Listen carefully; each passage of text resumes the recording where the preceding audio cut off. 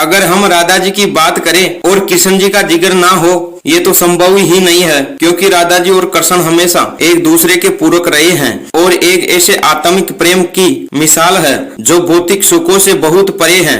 यूं तो राधा कृष्ण का प्रेम अनादि काल से चल रहा है, पर द्वापर युग में जब भगवान नारायण ने कृष्ण रूपी अवतार लिया तो संसार को प्रेम का सही अर्थ समझने के लिए कृष्ण की ही अंश राधा ने यमुना के निकट रावल ग्राम में वर्षवान और कीर्ति के यहाँ राधा रूप में जन्म लिया। जन्म के साथ ही राधा और कृष्ण की प्रेम कहानी शुरू हो जाती है। मगर दोस्तों, ऐसी क्या घटनाएं और स्थिति बन जाती है कि राधा को कृष्ण के विरह का सामना करना पड़ता है और राधा क्यों अपनी प्रिय बांसुरी को तोड़ देती है? इन सब सवालों के जवाब हम इस वीडियो में जानेंगे। दोस्तों, कहा जाता है कि राधा जन्म से अंधी थी और स्वर्ग लोक से ये वचन लेकर ही पृथ्वी लोक पर आई थी कि जब कृष्ण की प्रेम दृष्टि उस पर पड़ेगी तो तभी वो संपूर्ण जगत को देखेगी, अन्यथा नहीं। तो देखा आपने कैसे शुरुआत से ही दोनों एक दूसरे से जुड़े रहे। बचपन से ही कृष्ण अपनी लीलाओं और बांसुरी की मधुर धुन से पूरे बरसाने को मोहित करते रहते हैं और राधा और कृष्ण तो 8 साल की उम्र में ही अपने प्रेम का आनंद लेने लगते हैं। श्री कृष्ण को अपने जीवन में राधा और बांसुरी दो ही सबसे प्रिय हैं, जो आपस में एक दूसरे से गहराई से जुड़े हैं। जब श्री कृष्ण बांसुरी बजाते, राधा उनके पास दौड़ी चली आती और घंटों बांसुरी की धुन में मगन रहती। जो उनके प्रेम को और बढ़ावा दिया गया है, वो यमुना नदी के तट पर बैठकर घंटे समय व्यतीत करती। पर उनका यह सुखद समय कुछ ही वर्षों का था, क्योंकि श्री कृष्ण का मामा कंस को वृंदावन होने का पता चल जाता है। तुरंत ही कृष्ण को मथुरा में युद्ध का निमंत्रण दे दिया, जिसके लिए कृष्ण को अपने यशोदा माँ और पूरे गांव के साथ राधा को भी छोड़कर जाना था। कृष्ण और राधा को दोनों को पहले से पता था कि कृष्ण अब वृंदावन वापस कभी नहीं आ पाएंगे और बहुत समय तक एक दूसरे से मिल भी नहीं पाएंगे। तो इसलिए मथुरा जाने से पहले राधा ने कृष्ण से 2 वचन लिए। पहला वचन था कि राधा के हृदय में हमेशा केवल कान्हा ही वास करेगा और दूसरा वचन के अनुसार मृत्यु से पहले उन्हें कान्हा के दर्शन होंगे। परंतु इन वचनों को देने के बाद श्री कृष्ण को पता था कि राधा उनके विरह में बहुत विलाप करेगी, तो राधा हमेशा खुश रहे। इसके लिए श्री कृष्ण ने भी राधा से वचन लिया कि राधा को कृष्ण की याद में अब एक भी आंसू नहीं बहाना होगा। ये वचन लेने के बाद श्री कृष्ण मथुरा की ओर बढ़ जाते हैं और राधा वृंदावन में ही रह जाती है। इसके विवाद में राधा का वर्णन बहुत कम ही मिलता है। इसके बाद कृष्ण ने मथुरा जाकर कंस का वध किया और अपने माता पिता देवकी वसुदेवकी को मुक्त कराया और फिर उन्होंने मथुरा से आगे बढ़कर प्रजा की रक्षा करने के लिए द्वारका नगरी की स्थापना की, जिसके बाद से उन्हें द्वारकाधीश कहा गया। कृष्ण द्वारका में रुक्मिणी और सत्यभामा से विवाह करते हैं।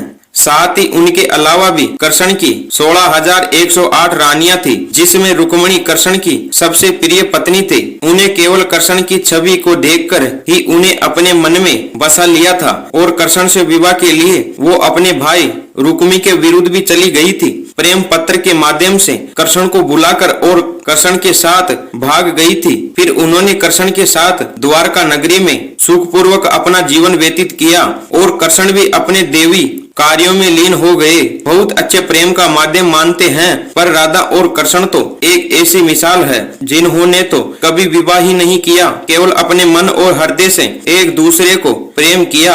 उसी सच्चे प्रेम से एक दूसरे से हमेशा बंधे रहे।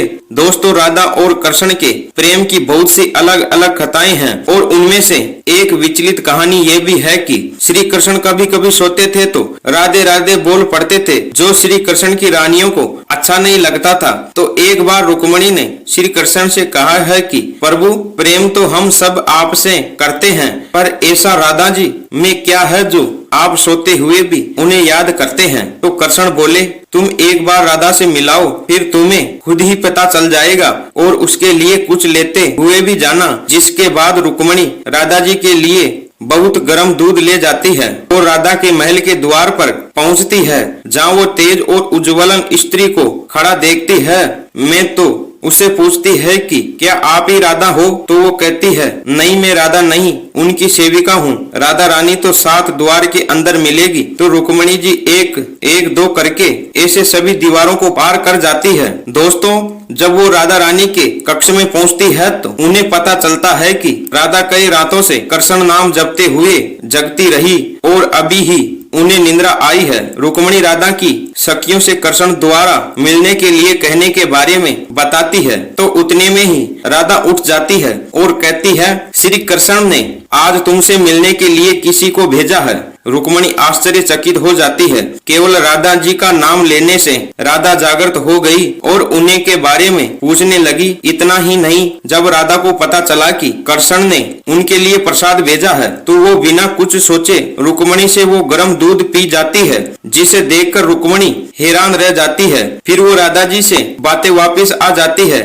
ये सब हो जाने के बाद जब रात्रि के समय रुक्मिणी श्री कृष्ण के पैर दबाती है तो देखती है कि उसके पैरों में छाले पड़े हुए हैं, जिसे देखकर वह हैरान रह जाती है और पूछती है कि प्रभु आप कहाँ पैदल गए जो आपके पैरों में छाले पड़ गए। कृष्ण बोले, आपने गलती से राधा जी को गर्म दूध पिलाया था जो राधा जी एक ही बार में पी गई थी, जिससे उसके हृदय में छाले पड़ गए और उसके हृदय में हमेशा मेरे चरण कमल विराजमान रहते हैं, जिससे मेरे पैरों में भी छाले पड़ गए हैं। तभी फिर रुक्मिणी को राधा और कृष्ण के प्रेम की पराकाष्ठा का पता चलता है कि प्रेम शरीर से नहीं आत्मा से होता है, जो हमेशा राधा के हृदय में कृष्ण के चरण कमलों के रूप में विराजमान रहता है। एक कथा में आता है कि ब्रह्मा जी ने पृथ्वी लोक आकर वृंदावन में पहले राधा और कृष्ण का विवाह कराया था, पर इसके बारे में ज्यादा जानकारी नहीं है।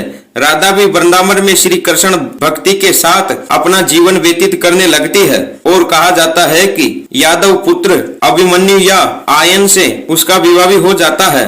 पर अभिमन्यु को महर्षि दधीचि का श्राप था कि अगर वो राधा को छुएगा तो भस्म हो जाएगा। इस प्रकार राधा विवाह के पक्ष में भी कृष्ण के प्रेम से स्वतंत्रता पूर्वक जुड़ी रहती है। बहुत वर्षों बाद जब राधा अपने वैवाहिक जीवन बहुत अच्छे से निभा लेती है, वो समस्त जिम्मेदारियां से मुक्त हो जाती है, तो फिर वो कृष्ण के पास द्वारका जाती है। द्वारका पहुंचने के पक्ष राधा और कृष्ण आपस में मौन रहते हुए मन की अभिव्यक्तियों से घंटों मौन रहते हैं, मन से बातें करते रहे। कृष्ण के अलावा द्वारका में राधा को कोई भी पहचान नहीं पाया। फिर राधा कृष्ण के महल में निवास करने लगी और कृष्ण ने भी उन्हें महल में देवियों के रूप में नियुक्त किया, जिससे राधा महल में काम करने के साथ साथ समय मिलने पर श्री कृष्ण भक्ति और उनके प्रेम पूर्वक बातें कर सकती थी। परंतु कृष्ण तो अब अपने राज्य पथ की अन्य कार्यों में व्यस्त रहते थे। दूसरी ओर राधा अपने पुराने कृष्ण को याद करती थी, तो कृष्ण का पुराने दिनों जैसा साथ ना पाकर राधा का मन और अधिक व्याकुल रहने लगा और उन्हें डर सताने लगा। कृष्ण की जो मनोहर छवि उनके हृदय में है वो कहीं धूमिल न हो जाए, इसी डर से राधा ने चुपचाप तरीके से राजभवन और द्वारका नगरी भी छोड़ दी।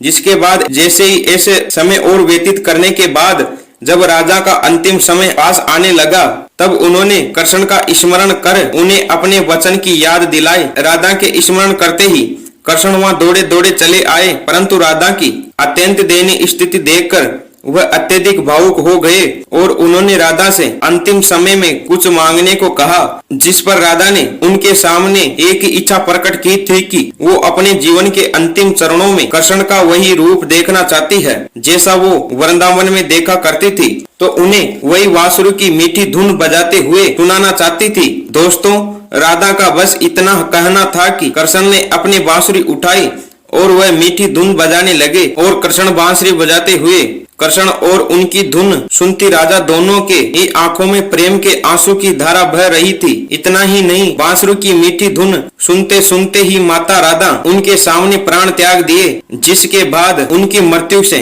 कृष्ण इतने विचलित हो गए कि उन्होंने अपना प्रिय बांसुरी को वहीं तोड़कर फेंक दिया था। तो ऐसे राधा की मृत्यु के साथ ही कृष्ण ने बांसुरी से भी हमेशा के लिए मुख मोड़ लिया, क्योंकि बांसुरी और राधा का एक अद्भुत रिश्ता था। इसलिए राधा की मृत्यु के पक्ष कृष्ण ने अपने शेष जीवन में बांसुरी तो क्या किसी अन्य वाद्य यंत्र को भी हाथ नहीं लगाया। दोस्तों, राधा और कृष्ण की प्रेम कहानी के लिए कहा जाता है कि एक प्राण दो देही राधा संग स्नेही, जिसके शरीर बस अलग अलग थे और आत्मा एक ही थी। तो मित्रों, कैसा लगा हमारा आज का ये वीडियो? मित्रों, कमेंट में राधे कृष्ण जरूर लिखें। और अगर मित्रों चैनल पे नए हो तो चैनल को सब्सक्राइब जरूर करें। मित्रों हम मिलते हैं ऐसी एक और ज्ञानवर्धक वीडियो में, तब तक के लिए राधे कृष्णा।